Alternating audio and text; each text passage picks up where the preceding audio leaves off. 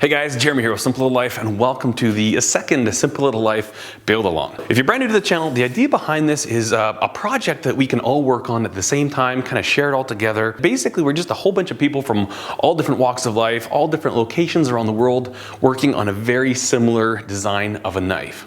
I want to give a huge shout out to Zombie Joe Knives. He has graciously provided us with a template that we can use, and we can all work from the exact same knife design. This design we'll be working from a really nice little Warncliffe fixed blade, great little EDC knife.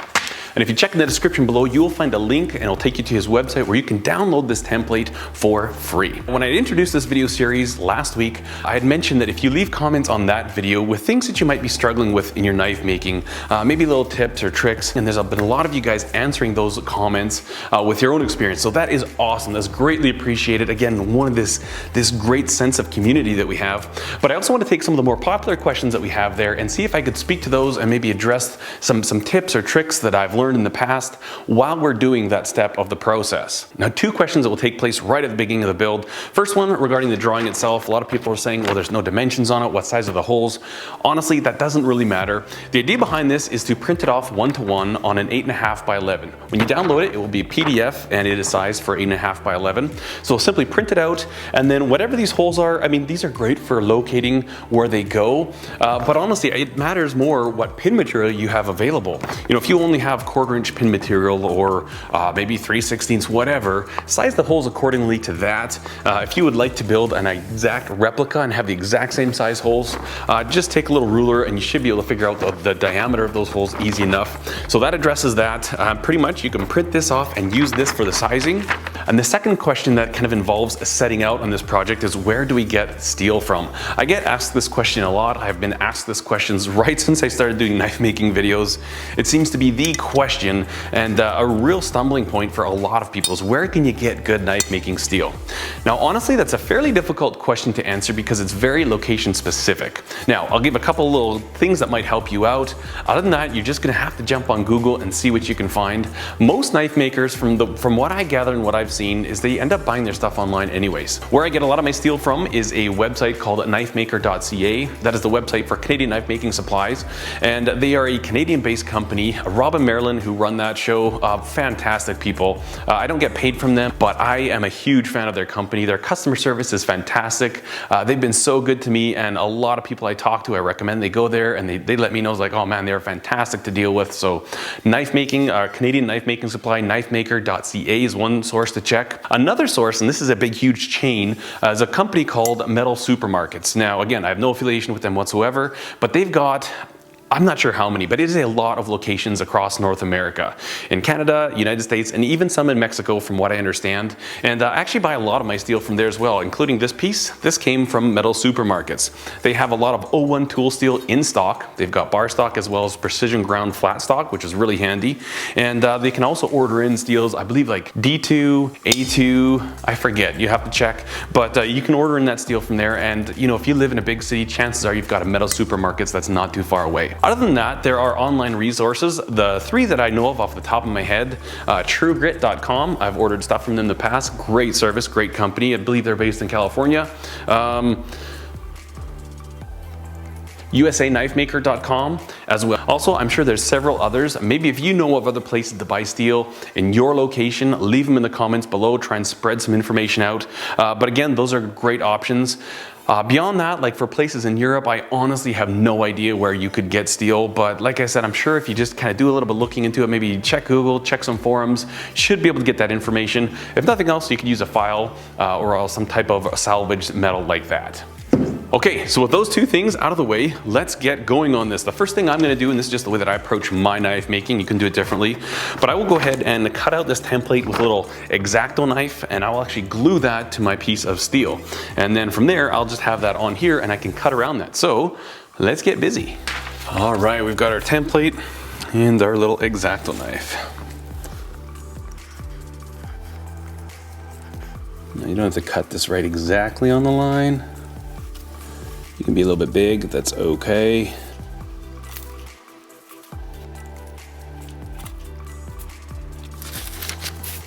There we go. What a cute little knife. Really nice little size there. Oh, that's gonna be sweet. Again, one thing with a knife of this size, maybe going with slightly thinner stock, you can really take advantage of that smaller size and make it a nice lightweight EDC. You know, if you did this in like a 1/4 inch, I mean, you know what? A lot of people ask what thickness of steel should I use when I start knife making, and I typically will say 3/16 or maybe 1/8. The idea is this: is that the thicker the material, the more forgiveness you have. Like, especially when you're doing the hand filing jig. If you were to take a piece of 1/16 inch steel, clamp it down, and use the file guide method to put in your bevels with a file, you would find it very, very challenging. And the reason I know this is because I've tried several knives with hand files that were 1/16, and it's just too difficult to get nice, consistent bevels. Even 1/8 can be quite difficult when you're just starting. Obviously, the thicker the material, the more work it is. You have to remove more material, so you're going to spend more time doing it. But the thicker the material, it's also more forgiving, and you have more time to get things consistent, and it's also more rigid when you're working with it. Sometimes, especially, you know, once you start grinding towards the tip, if we had ground this other side in and had this clamped down, we're using the file guide, essentially from right here to here is non-supported. Now, depending on the design of the knife, sometimes that area could be quite significant. You know, if your distal taper is quite long, and then as you're using the file guide method, even when you're grinding with jigs on a belt grinder, you get a little bit of flex in there in the tip. So when you're starting out, I would say like a 3/16 is a pretty decent size, because yeah, it's a bit of work, but you also have that rigidity, and it kind of makes everything a little bit more predictable and consistent when you're putting in your bevels. That didn't even stick. Use a little bit of lacquer thinner. I'm going to clean this off. Super 77 adhesive. Use whatever you want. One thing to keep in mind with knife making, and if you're a brand new knife maker, there comes a certain point where you just need to go ahead and do it. A lot of people will ask very specific questions about stuff that doesn't matter.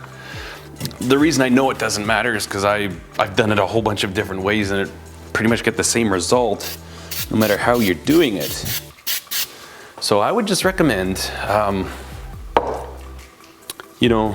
try not to get everything spoon-fed to you. You will learn the best if you try things and experiment for yourself. Okay, so now we'll set this right there. I'm going to take advantage of the way that this has been designed, in that this cutting edge lines up perfectly with this butt edge. And if I can not have to cut material here, well, that saves me cutting rather than placing it in the middle of the stock, but also I'll have this nice flat edge to work from, and this is pretty much ready to mark my lines on. That is one of the benefits of using precision ground flat stock, is that I can count this as a finished edge, and I can scribe out my center line there and just kind of work right from there. So got that laid out nice and tight. We'll head over to the portable bandsaw and now, one question I get asked a lot is what type of blades do I use in my portable bandsaw? Well, I use Milwaukee as the brand, and the only reason for that is because I can buy them locally. It's like 10 minutes from my house. Any of the more reputable companies, I'm sure they make great blades that last a long time, but I also use 14 TPI, and I leave that size in there for everything.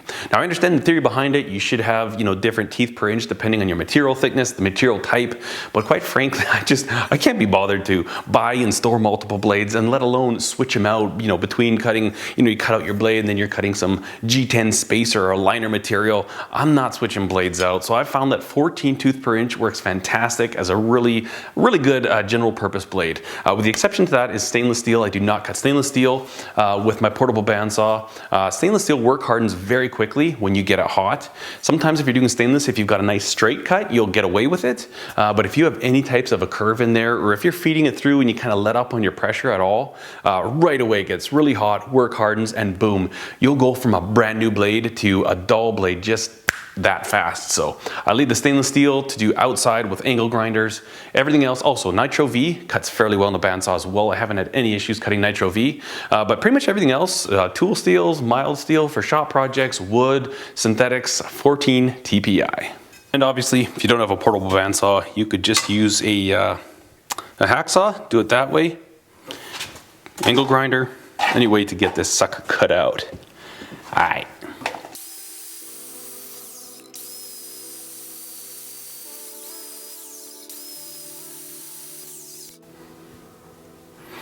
I cut into my template. I'm gonna do a new one. I don't like that. What was I thinking? Also, to answer your questions, do I ever make mistakes? All the time. All right, we got a new one. Let's not mess this one up.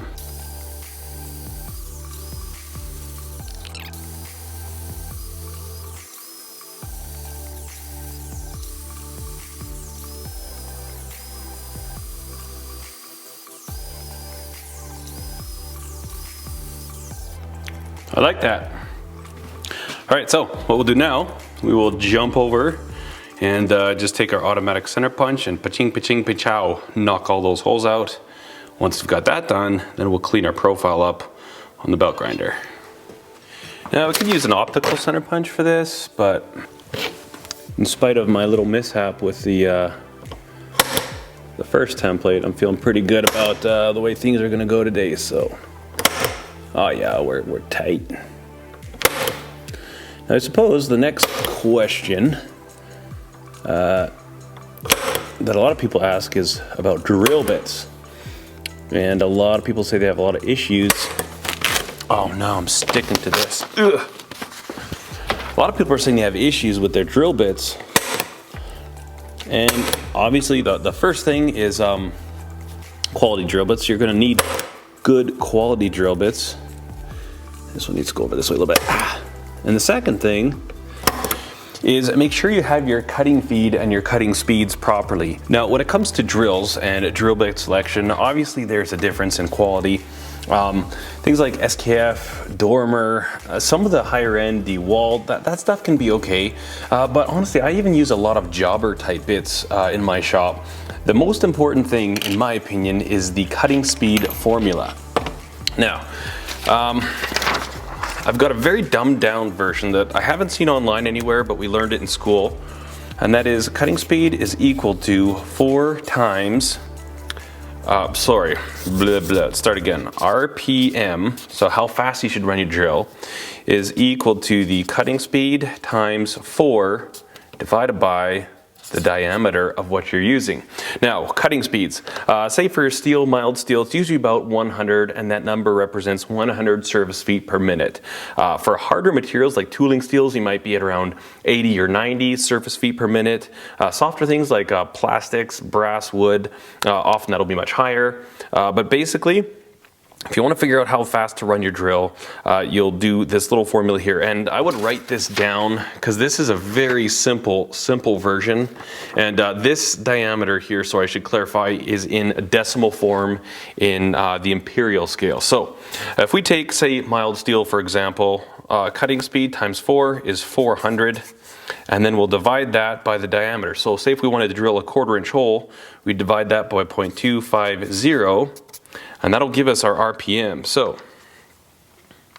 we'll just run this out the long way. So cutting speed, which is 100 surface feet per minute, times 4 is equal to 400. Obviously, divide that by 1/4 inch or 0.250, and we get a RPM of 1600. And that's a pretty rock solid, simple way to go. There are other formulas that use pi, and that's just ridiculously confusing.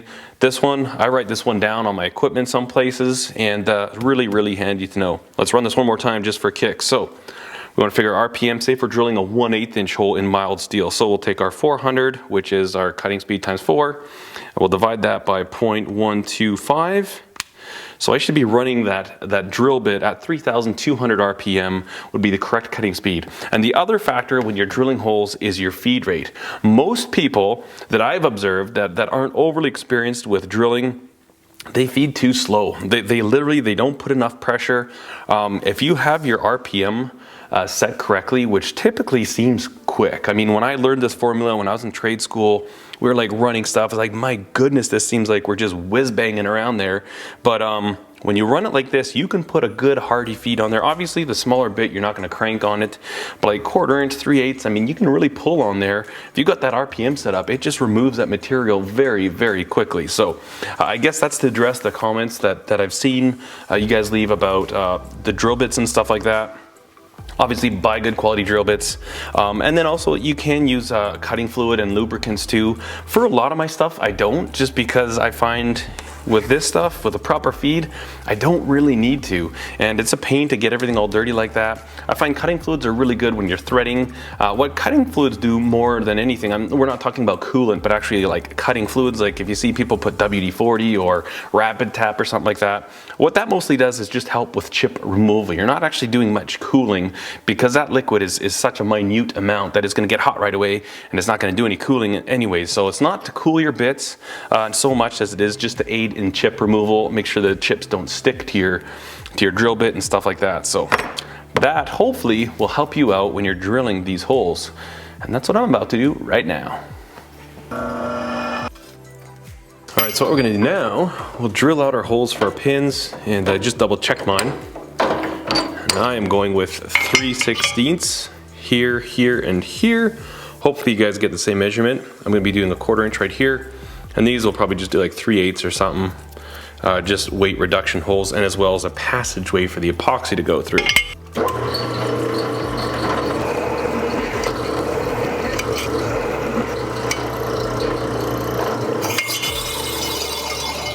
You know, I was just gonna talk about that. One comment I get a lot is people always get mad at me about the way I drill my holes, and I agree 100%. Even if you're well experienced, you need to be careful around this stuff. We just had a helicopter. Hands are entirely fine. It's one of these things that, you know, the more you do this work, the more you can get away with stuff, but at the same time you shouldn't. So I know I definitely set a bad example. This will prevent our helicopter. Usually, I mean, I'm usually not drilling holes quite this large in my handles, but watch out for helicopters. Even something as simple as this, a lot of people like to clamp it down. I find that slow when I'm trying to switch things up, but this will prevent helicopters. So, and especially when you're just new to this stuff. I mean, I've literally drilled thousands and I had a job where I drilled holes. I got paid by the piece, and there's 34 holes in each piece, and I would do several hundred of these pieces a day. And literally I've drilled tens of thousands, maybe even hundreds of thousands of holes on a drill press in my life. I know how they work. I've had bad stuff happen. I've been injured with these things, so definitely be careful and use at your own risk. All right, guys, just figured I'd check in, see how things were going. I know this is going to be a longer video. I can tell just by how much I'm babbling. Hopefully I'm answering your questions as we go.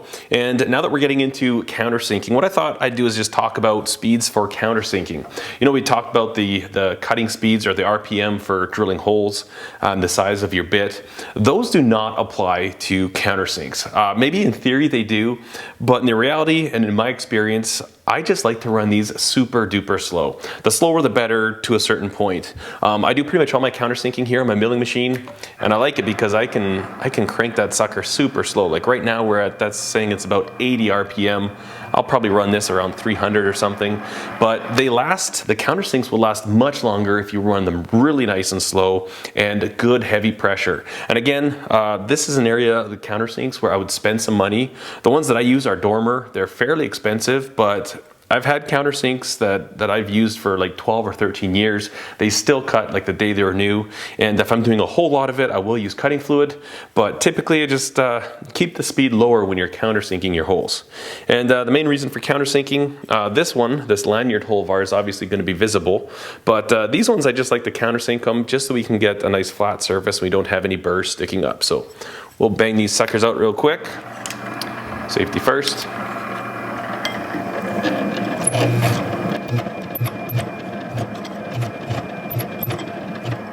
And that's pretty much all it takes. Now we'll go set up on the belt grinder and we'll start profiling this radius in here and taking this all down. Again, looking at the drawing, I wish I had left a little bit more meat right there, but I'm pretty much within the spec of the drawing. If I'd have noticed this a little bit more when I'd started, I probably would have moved this hole in a little bit, but I'm going to grind to meet that line. So basically what I'll try and do is get the exact same amount of material on this face as we have on this face. So this face will come in a little bit, And we should be all right. We'll be left with enough there. I mean, really all it's got to do is hold a lanyard if you choose to use it as such. But yeah, it's looking good.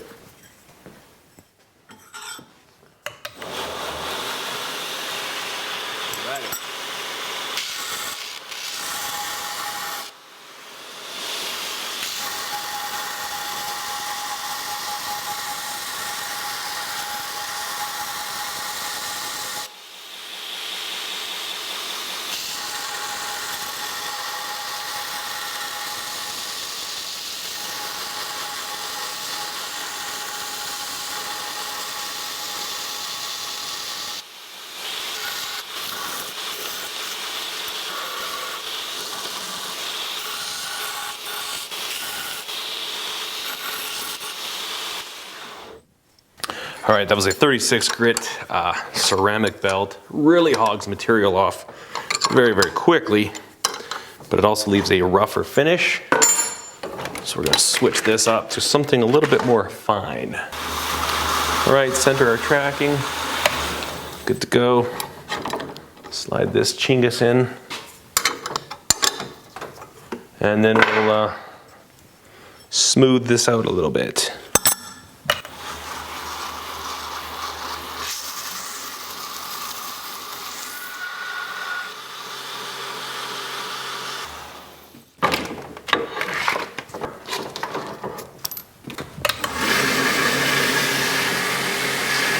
Now I'm not wearing a respirator just because it's hard to talk while I'm grinding, but definitely I always wear a respirator when I'm grinding. Okay, so we've got this thing roughly profiled, and now is a good time. We're going to take this template off. You may not have glued yours on. You may have just traced around it. You wouldn't have this issue, but you know, we all like our own little way of doing it, and that is okay. So I'm really liking that. Now I'm going to leave these edges really hard right now.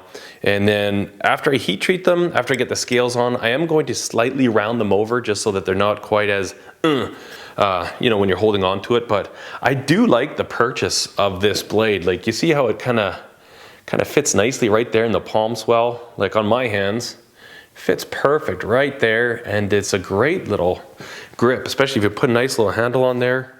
I think this is going to be a fun little knife to use. And the next step of this process, obviously, will be grinding in our bevels. I'll clean this up, spray it with some blue layout dye, and then a 1/2 inch is how high those bevels are on the drawing, based on my measurements. So I'll kind of mark my lines in here. And I'm going to be doing a hollow grind on this. And when I'm all kind of done the heat treating and stuff, I'm going to try a really weird surface treatment. And I'm gonna treat the whole thing. So it's gonna be a very textured look. We'll get into that in our next video that comes out. And I think it's gonna be pretty cool. I've always wanted to do this on a blade. I've experimented with this certain treatment on different pieces of steel, but never on a knife.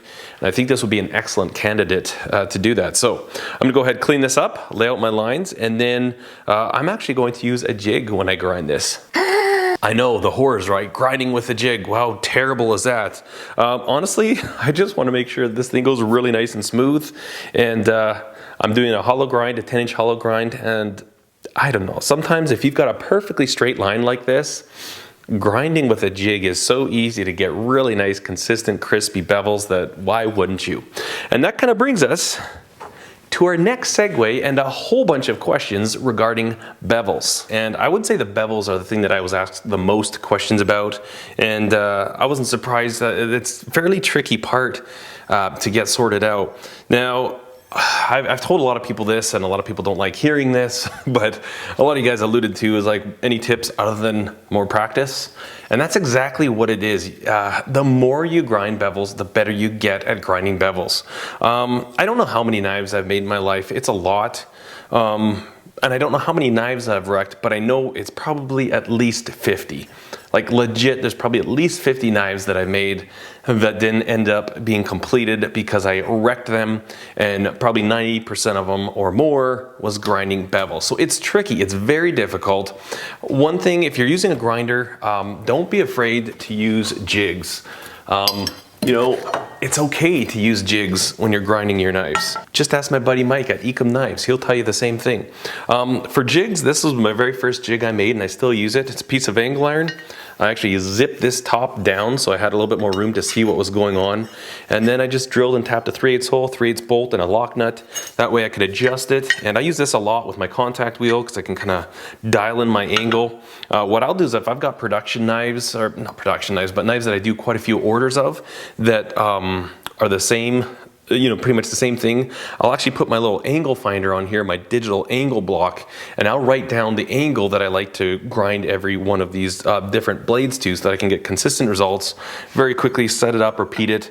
For a knife like this that I've never ground before, it's going to be a bit of a guesstimation process, so I'll clamp it in here like this. And I'll probably end up just going back and forth a little bit as I'm bringing my bevels in, see how close I'm getting to my edge line that we mark out, and then how close I'm getting to my grind line, that top line where the bevel ends. And I just kind of play with it as I'm going. For other knives that I do a lot of, I have these pre-made blocks. This was just a piece of steel that I milled to a certain angle. I've got one of these at 8 degrees, one of them at 5 degrees, and obviously that's dependent on my platen. This one I'm doing a flat platen, being 90 degrees to my work rest. But a couple of tips. I mean, I've done a grinding tips video previously, and I still think the most important thing is that when you approach the grinder, act like you mean it, right? Act like you know what you're doing. Come up here and say, okay, I can do this. I've got confidence. Steady hands helps. If I get all hopped up on coffee during the morning, you know, if I've had like 5 cups of coffee, I'll come out here and I'll go to grind and I'm like, that's when I grab a jig. I'm like, I'm not even going to try this. But another thing, if you want to learn to progress with grinding, start your bevels out with a jig. Get a decent a base established.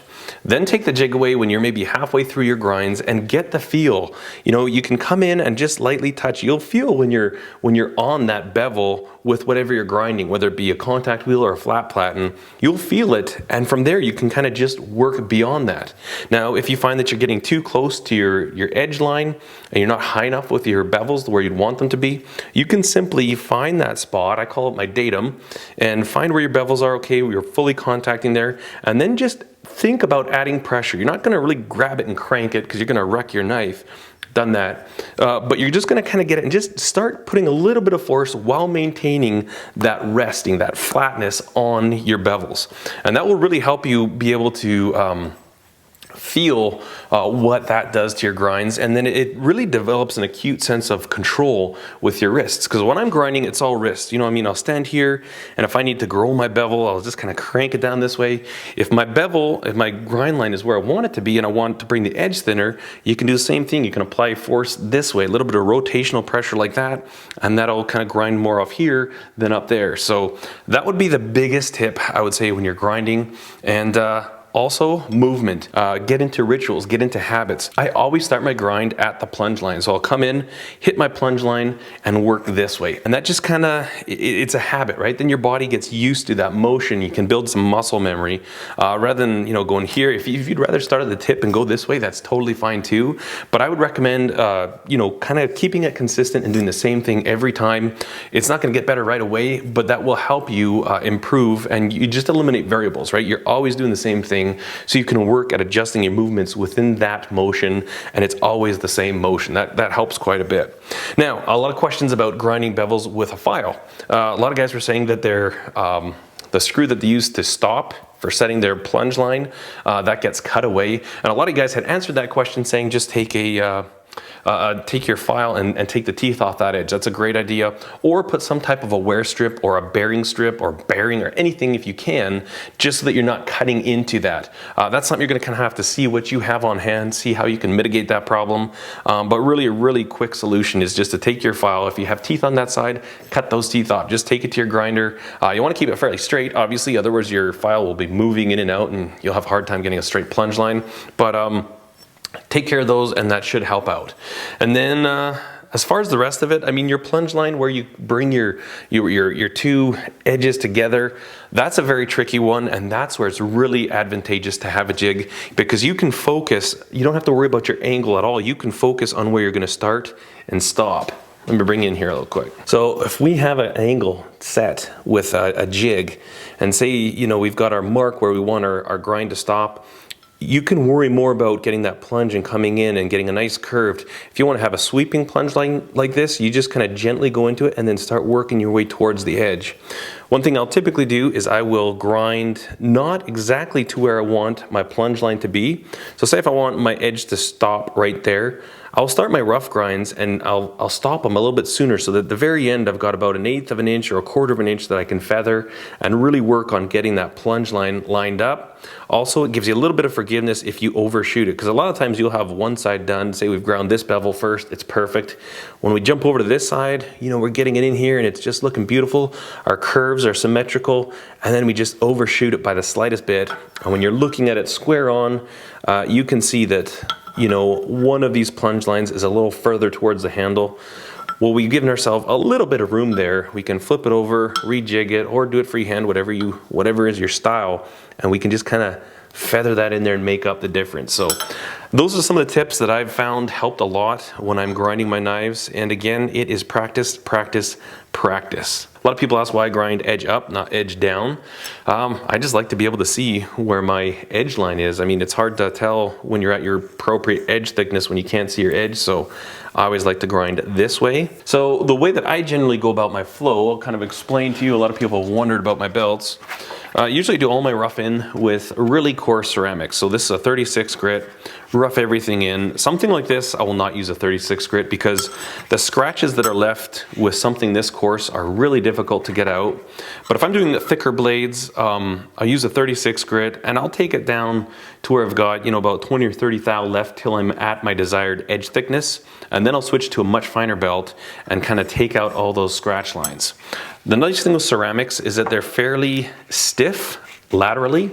So, you know, these things can flex a lot more, and if they're wearing out, or if your platen is worn or something like that, these things follow those contours much more so than ceramics. So I like ceramics because they're very, like I said, they're laterally stiff. They don't flex a lot this way, and they provide nice flat surface to grind against.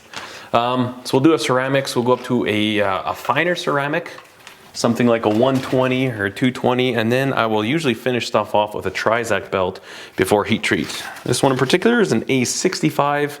I use A100s, A65s, A45s, but I really like these Trizact belts. They're leave a really nice finish on the bevels. And then usually after heat treat, I come in and I clean these up with the Trizacts again, and then I'll use a surface conditioning belt. So this is a surface conditioning belt, and this does a really nice job of just kind of blending everything and smoothing it all out. And this is how I usually finish up my blades. All right, so we're gonna go ahead and grind these in, and I'm gonna actually switch up the cameras. I'm gonna use a GoPro and bring it right in nice and tight so that you can see exactly the process, and hopefully, you know, maybe just the visual of exactly a nice clear detailed shot of what I'm doing might help you out. And then it's kind of getting late in the day. Hopefully I can get these bevels ground in. I'm not sure if I'll get to heat treating it in this video. I might just heat treat it off camera, because I wasn't asked any heat treat questions, which kind of surprised me. But anyways, let's go ahead and grind this sucker. Oh, but first I'm gonna go lay this out. I'm not gonna film it. Really, I'm just gonna spray both sides with the blue. I'll scribe out my line 1/2 inch where I want my grind line to be on the top, and then I'll put a mark where I want my plunge line to come to, and then we'll mark out our edge line as well. You guys have all seen that in my videos, and then I'll go do that right now, come back, and we'll get to grinding. Oh, I almost forgot a question regarding putting bevels in with a file. One gentleman had asked, what can you do to mitigate really poor surface finish when you're using files? He was saying that even with a file card, cleaning his file regularly, he still gets a lot of ugly scratches inside of there. A couple things. It could be that your file is maybe not the right coarseness. Maybe they're too fine or too coarse for what you're removing. It doesn't have enough room for the material to be carried out, so there's like material building up as you're going across the surface. That could be it. It could be a poor file as well. I had that happen one time with a Nicholson file that I was using, and typically Nicholson's a good brand, and I was filing with it, and I had that loading up. Like, it was like loading up the file, even though I'd clean it, do one cut, clean it, do one cut, and it would still carry little burrs and score the surface. So I switched out to a different file, and it completely fixed my problem. That could be the thing for you. And then also, if you have a couple other files, maybe not quite as coarse or maybe not quite as fine, give those a try and see what it is. But chances are it is something that can be fixed, and it's usually the file. That's what I've found anyway. So there you go. All right, so as we get into this GoPro footage, first of all, you'll note that the belt is a little bit wonky there. I'll clean that up once I switch to a finer belt. It's not really a huge deal, but a few things to point out real quick. The first one being, you'll notice that when I'm grinding, I have my, you'll see my fingers are kind of planted on the work rest there, and you notice how I leave them planted. What I find that does, when you're working with smaller blades and a little jig like this, it kind of allows you to, you always have that reference point, and I find that my travel across the blade, the distance is more controllable, you know, when we're getting into our plunge line there, and then also the speed at which I go across. I just find, I mean, it's a little bit risky. You definitely want to watch, obviously, where you keep your fingers, but I find that if I keep my fingers planted like that, and I can just kind of move my hand, open it up, in and out, it really has it's a totally different level of control when I'm sliding across, and it also gives you a little bit of leverage, very controlled leverage when you're kind of pushing, because obviously you have the friction of the jig on the work rest as well as the jig on the grinder. So I just find I have really smooth movements when I have my fingers planted like that. And then we just switch the angle here so you can kind of see like the business end of where exactly we're working.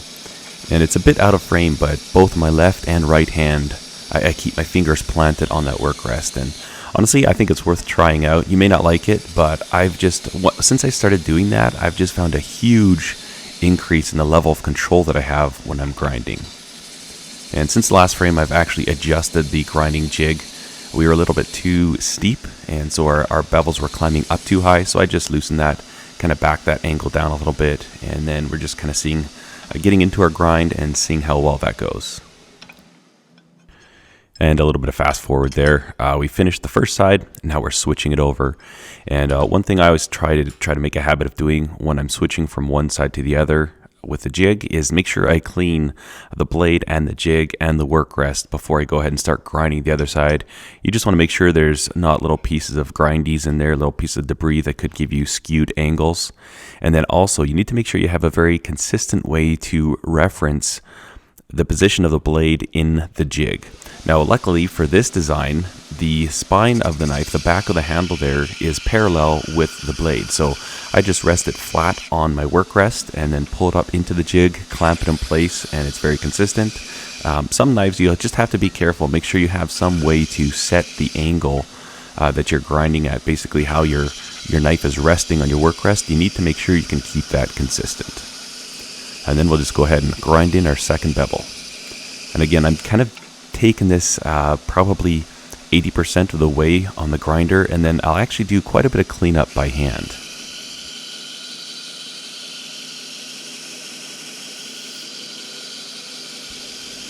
And once we've got most of the grinding done, we've got a really nice bevel established there.